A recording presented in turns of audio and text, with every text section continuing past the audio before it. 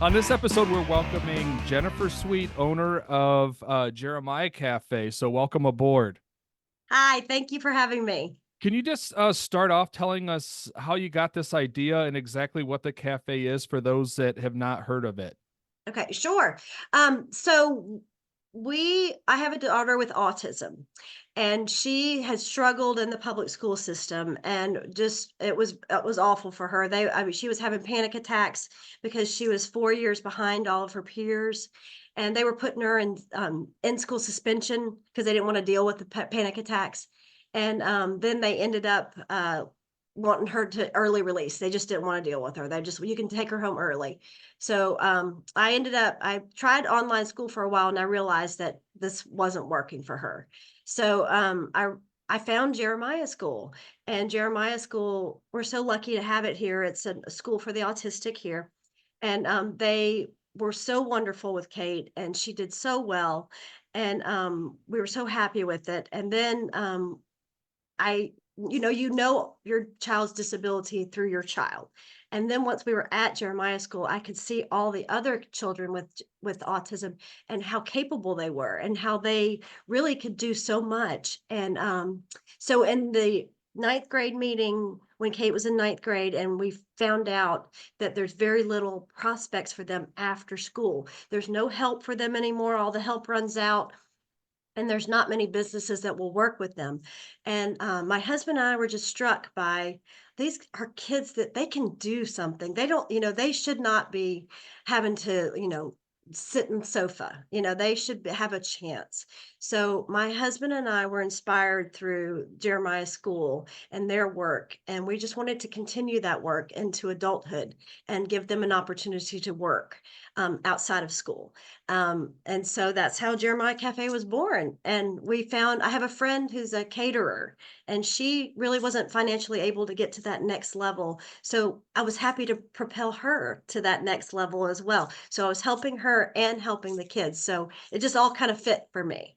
So That's awesome. Yeah, my daughter loves working there, and I love eating there. Uh, And you're a great customer. We appreciate your business. But no, we love your daughter too. She does a great job. We do have we have several Jeremiah students that do work with us, and your daughter is one. She does a great job. And they work on the weekends too. She does a great job on Saturdays too as our server. So we're very happy to have them. Well, awesome. Well, let's talk about the business side of things because Sure. I want to talk about, especially for an entrepreneur that's starting up, there's a lot of uncertainty and you don't know how it's going to turn out. I guess what has surprised you as you've gone through this, or has it been emotional at all trying to, because it has, from idea to actually making this happen has to be stressful, but like, what was that process like actually launching the restaurant? Well, it was kind of, I really felt, well, I had felt led to do this anyway, but I really felt that the Lord was just helping me every step along because I don't know restaurants. And so I just kept having the right person at the right time be in my life to get this all set up. And it just kind of, it set up, I guess, fairly easily. And I was kind of surprised, we had some stumbling blocks, we had some, issues, but for the most part, it went pretty smoothly to set it all up. And, it wasn't until and actually, when we set it up, I was very confident, and we had, like 800 people on Facebook following us, and so I was really confident. And then actually when we opened, the biggest stumbling block for me has been marketing because, we have this fabulous concept, and we have fabulous food too. So we just assume, "Oh, we're gonna, have so much customers." And we're not having as many as we thought initially because people are just it's taking a while for the word to get out, and that marketing advertising piece is so crucial. And I didn't realize how much so because I kind of thought everybody kind of knew about us, what we were going to do, because we'd been on the news, we'd been in the newspaper, and so I really wasn't too worried about that. But there really is a part of getting the word out that it's taken longer than I thought.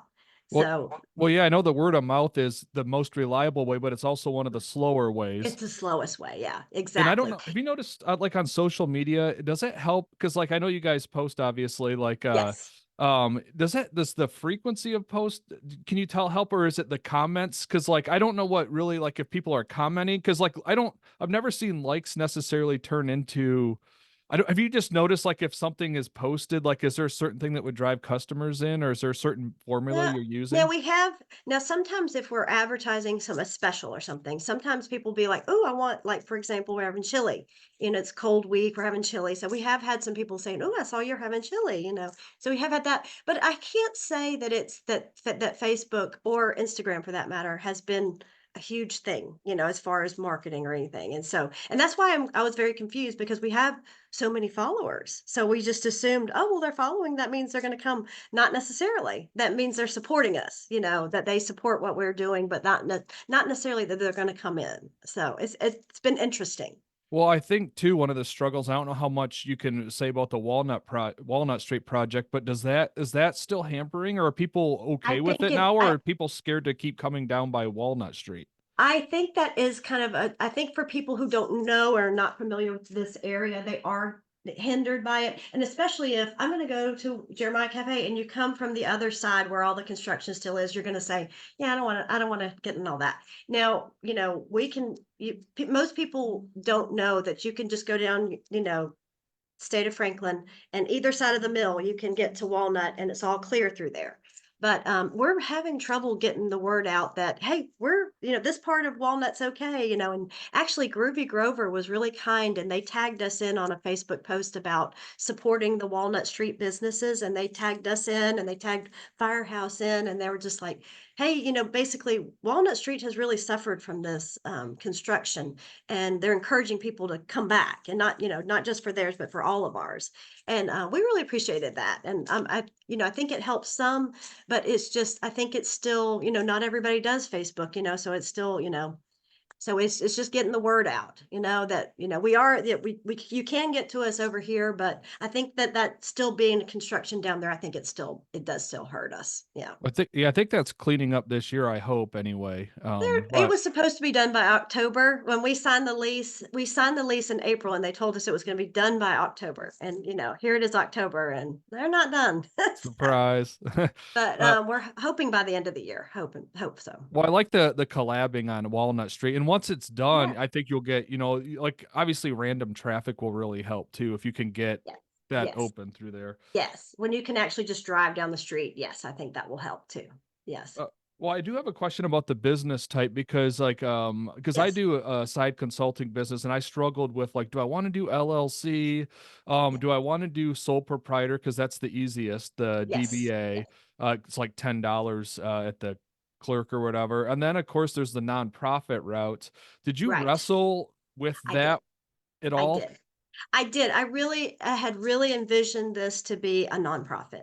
And so I went to Joe Cullen, the executive director of Jeremiah School, and she took me to Mark over at Summit Leadership. And we had a discussion about it. And he said, "I love what you're doing, but you can't, what you're doing, you have to do it by donation only." And that was how 1 Acre was set up, was by donation only. And you've been to the supermarket lately. The cost of foods right now, I don't think we would be able to sustain it with the donation only kind of system. And so that is why we are a for profit, is because we just couldn't work out that nonprofit piece. Here's the thing though. In hindsight, I think for me, it's the best thing though, because once you create a nonprofit, you have to create a board. So then it's no longer your singular vision, it's the board's vision. And so as a not as a L so I'm an LLC sole proprietor because my husband has, he's a physician, he has his own thing. I didn't want him to have to be involved. So it's, of course, obviously he is because he's my husband, but it's sole proprietor LLC. And I get to decide everything. I decide what we're doing and and I don't have to consult with the board, and I have the freedom in that. And so I like that part of it.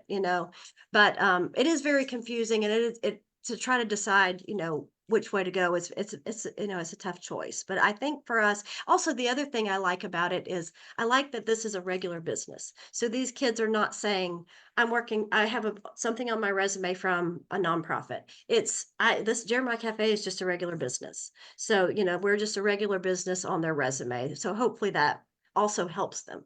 So, Well, yeah, and I was wondering too. Because like if you would have taken the risk on the nonprofit side, I think you can get Right. general donations too. You I don't know can. if you can Yeah, do that you with a can. for profit, or can you, I but they I can't write it I off. can yeah, I can take donations, and I have actually gotten a couple, people haven't, but I've had to tell them, "I'm not a nonprofit, I can't give you a receipt," and they said, "Well, we just believe in what you're doing, you can do it." It's legal, you can do that, but it's, for a nonprofit, then you can write it off on your taxes, so because then you can give them a receipt and they can write it off. So we don't, we don't advertise that we and as a matter of fact, when people offer me donations, I usually push them to go give it to Jeremiah School. They need the donations, because they are nonprofit and they need the donations. So I usually try to give it to them. Did you get come across S corp at all? Because I know there's different tax things that because yeah, I S don't, corp, and then there's S corp and LLC are usually the two paths people yeah. take. Okay. They're both limited liability, but I don't know enough about the legal side or the tax. Usually it's taxes, so Oh, I it's didn't know usually if taxes. Okay. yeah, I just I didn't did know if not you'd come across that I had that. not come across that, and I went through a lawyer, and I guess she's not as far as involved as far as taxes, so I guess she just advised me to do LLC, and so that's why I did LLC. Okay, and And I honestly don't know which is better. I just didn't know if you'd I looked at don't that at know, all. and that would be interesting. I would have to, I'd be interested if you found out, what that was, because I did not really, go down that road. So Awesome. Now, so you have your, your daily grind. Have you done any other things to, bring in income beyond just someone coming for lunch or breakfast? Like, what other avenues are you exploring? we're also doing catering, and so we're advertising for catering. I went and took flyers out to a lot of businesses and everything, and we've also advertised to ETSU, and we're also working to be a ETSU vendor. If we're a ETSU vendor, then whenever they want to cater, they can look at that list and they can pull up our name from there. But we just because a friend of mine's daughter was getting married, we got a wedding that we just did a couple weeks ago, and it was for 150 people at the side porch, and it was gorgeous. My staff did a fabulous job. We did a 8-foot charcuterie board, and it was fabulous. We have a baker, and she did the wedding cake, and Anna did an amazing dinner, and she did pork loin and chicken caprese, and it was great. We also are doing baked goods as catering custom baked goods. Um, for example, a funeral home hired us to do 150 cupcakes to honor a lady that passed away. And that was huge for us because we're going to get about 3 or 4 more orders through that order. So, and we have a few people, like we've had this beautiful woman, and her name is Laura, and she found us online. She used to support One Acre, and she found us, and she realized that she loved our mission and everything, and she's bringing us groups, and she's bringing us business as much as she can. And we have a few people like that we adore, that we appreciate because they just love our mission and they're advertising for us, and that's huge. And she's actually said she's told some of her friends that do other groups to come here because we have a meeting room and we can host groups, and so that's been helpful too. So The meeting. So does the meeting room, do you yes, get someone usually like yes. daily or? No, we haven't been daily, but we do have like the 2 groups that Laura brings in. She brings them in every single month, which is wonderful. She has it's the widows group, and then she has a university high group, that reunion group, and that they both come every month. And she has been talking to her friends, like you should bring your groups here too. So, and we're trying to, and I have reached out to a lot of the groups around Johnson City that if you want to have your meetings here, we'd love to have you. So All that's right. another source of revenue for us. So Awesome. Yeah, I was gonna ask too, like on hiring, are most of your employees right from Jeremiah School? Or are you getting employees that are found out about you and they, came in and applied beyond the school? right. So we did start with that graduates list from Jeremiah School. And so a lot of our employees are graduates from Jeremiah School, but we take anybody. And there's been several people that have autism that just heard about it. And so you don't have to be from Jeremiah School for us to hire you. We've hired people outside of the school, and we've hired, some older people too. So we have a good mix, we have a good mix. And you could take volunteers too, correct? Well, we're right. We're because of our we initially thought we were, and, we really had planned to do volunteers, but because of the vulnerable nature of our staff, and some of them, they like, like, we just don't know if they would be okay with somebody else coming in and trying to help them. They like, knowing that they know my staff, they like my staff, and so we're very leery to insert more people in their lives, as far as, directing them. So right now we're going to say no to the volunteering, just because, because of our staff, and we're trying to be so careful into how they grow and how they learn, and we want to make sure that they are, known and supported. All right. Yeah. So, I mean, do you see, I guess, what's your ultimate vision when for employees? Is it, um, job skills? Is it, just, I mean, obviously it's a place to work, but is it for Yes. them to like move on eventually, or, is it so they can stay, or both, or what's your ultimate vision? My ultimate vision is both. We're happy to be that, lily pad to the next job. We're happy if they are just comfortable and happy here and they want to stay here. If they want to stay here, then we'll try to get them, we'll try to increase their salaries up so they can, or their, wages up, so that they can have sustainable, employment.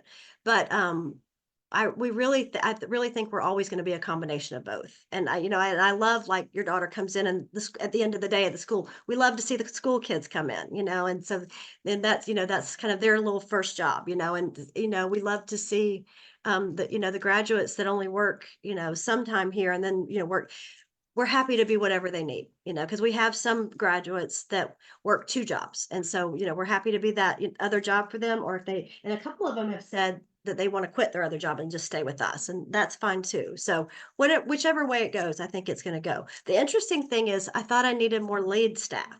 So I hired a lot of lead staff. And these kids they're catching on so fast that, I mean, I like Adamar, she could be a lead staff today, and she's been here less than 2 months, and so, I see that we're gonna need less and less lead staff, that these kids are really able to get this and run with it, and they don't need as much supervision as I thought, Oh, that's which is amazing. interesting. Yeah. All right. So how can people go about finding you, either for employment or just for lunch or Um, breakfast or dinner, or whatever your so we schedule is? Right. So we are open 8 to 4 on Tuesday through Friday, and on Saturday we're open 7 to 4. And we are located on 603 West Walnut Street. It's if you take State of Franklin, either side of the mill, we're right behind the mill is where we're located.